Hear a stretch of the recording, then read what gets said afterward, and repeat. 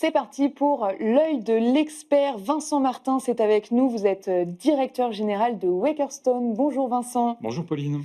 Alors aujourd'hui, on rentre directement dans le sujet parce qu'on n'a pas beaucoup de temps. Vous allez nous parler des futures baisses de taux aux États-Unis. Quel est le contexte, Vincent? Alors, on est dans un contexte où il y a une attente depuis pas mal de semaines, pas mal de mois.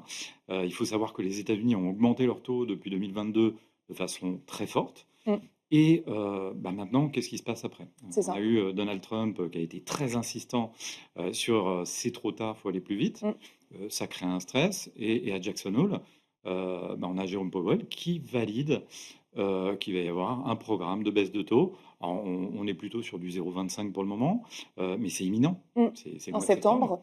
septembre, Et puis c'est amené encore à se poursuivre d'ici la fin de l'année. deux Euh, baisses de- pricées d'ici décembre. c'est ça, Ouais, c'est quasiment sûr actuellement. d'accord. En tout cas, la plupart des analystes sont sur cette base-là. Puis ce qui intéresse le marché actuellement, c'est l'après. Mm. Qu'est-ce qu'il va y avoir encore en plus, Ouais. puisqu'il y a déjà une bonne appréciation, un bon accueil de ces Oui, c'est rumeurs. une bonne nouvelle Oui, oui, selon vous, Vincent. bien Ouais. sûr, parce que les États-Unis, c'est quand même un driver mondial, et il est évident que quand on parle de détente, de début de détente aux États-Unis, Mm.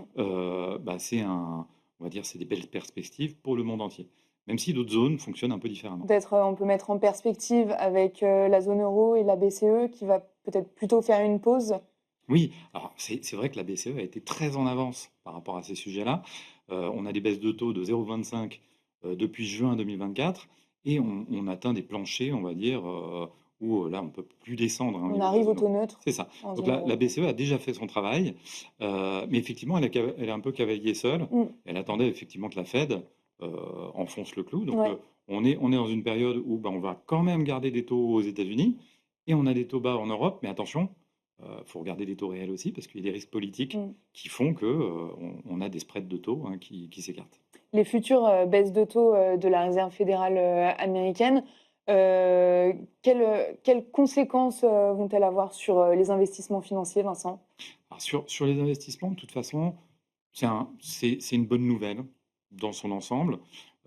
Ça va donner un souffle aussi pour les marchés US, parce qu'il faut savoir qu'on approche des mi-termes l'année Ouais, prochaine, donc il faut quand même avoir une copie qui soit propre pour Donald Trump. ouais. Donc on sent que le calendrier, il est quand même bien positionné. Et on va avoir aussi peut-être un second souffle pour les technologies US. Alors ce qui continue de monter va sans doute poursuivre.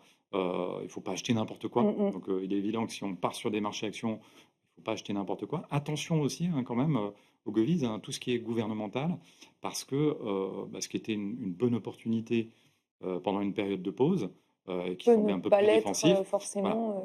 on sent aussi que ça risque de se tasser. Il va y avoir un rééquilibrage par rapport aux actifs sans risque et un peu plus risqués. Mais il va y avoir quand même des opportunités à saisir, c'est ce que vous nous Oui, dites. exactement.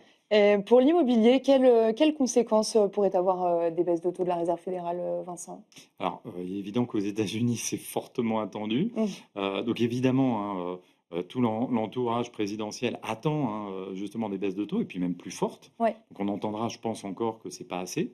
Oui, Mais mais après, là, on parle jusqu'à décembre, mais il reste toute l'année 2026 où évidemment, de nombreuses baisses de taux sont quand même pricées par les marchés, 6, je crois. oui.